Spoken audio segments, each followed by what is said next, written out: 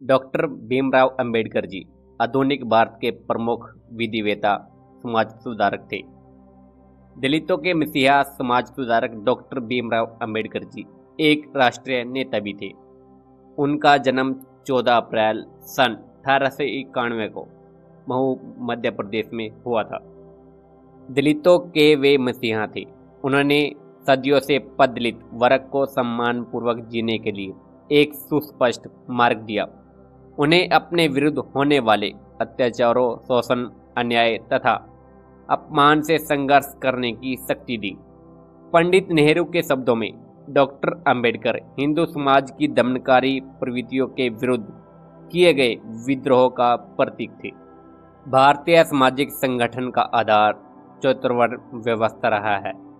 Doctor Ambedkar ने इस व्यवस्था को अवैज्ञानिक, अत्याचारपूर्ण, संकीर्ण और गरिमाहीन बताते हुए इसकी कटु आलोचना की। उनके अनुसार यह श्रम के विभाजन पर आधारित न होकर श्रमिकों के विभाजन पर आधारित था।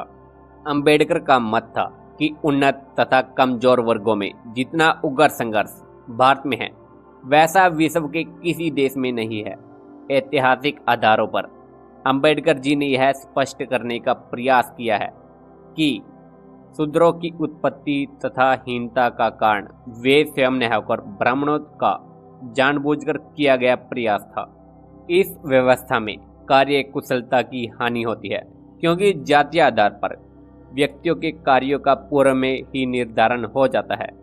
यह निर्धारण भी उनके प्रशिक्षण अथवा वास्तविक क्षमता के आधार पर न होकर जन्म तथा माता पिता की सामाजिक स्तर के आधार पर होता है। अंबेडकर ने यह स्पष्ट करने का प्रयास किया है कि जाति व्यवस्था भारत की एक बहुत बड़ी विकृति है, जिसके दुखभाव समाज के लिए बहुत ही घातक है। जाति व्यवस्था के कारण लोगों में एकता की भावना का अभाव है और भारतीय का किसी एक विषय पर जनमत तैयार नहीं हो सकता।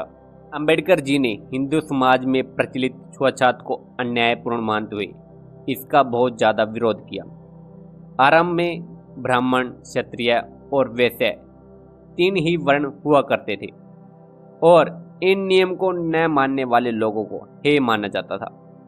अंबेडकर जी ने छुआछूत के निराकरण के लिए केवल सैद्धांतिक दृष्टिकोण की प्रस्तुति ही नहीं की, अपितु उन्होंने अपने विभिन्न आंदोलनों और कार्यों में लोगों की चेतना को जगाने का प्रयास किया और उनको सुझाव भी दिए।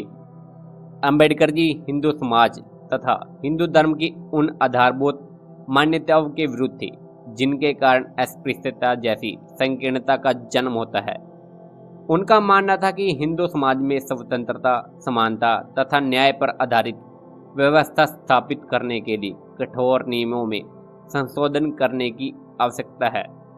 उनका मानना था कि दलितों का वास्तव में उत्थान जब होगा जब वे स्वयं सक्रिय तथा जागृत होंगे। इसलिए उन्होंने घोषणा की कि शिक्षित बनो, आंदोलन चलाओ और संगठित रहो। शिक्षा के माध्यम से ही उन्हें इस बात का आभास होगा कि विश्व कितना प्रगतिशील है तथा वे कितने पिछड़े हुए हैं। उनका मानना था कि दलितों को अन्याय, अपमान तथा दबाव को सहन करने के लिए मजबूर किया जाता है। डॉक्टर अंबेडकर इस बात से दुखी थे कि दलित इस प्रकार की परिस्थितियों को बिना कुछ कहे स्वीकार कर लेते हैं।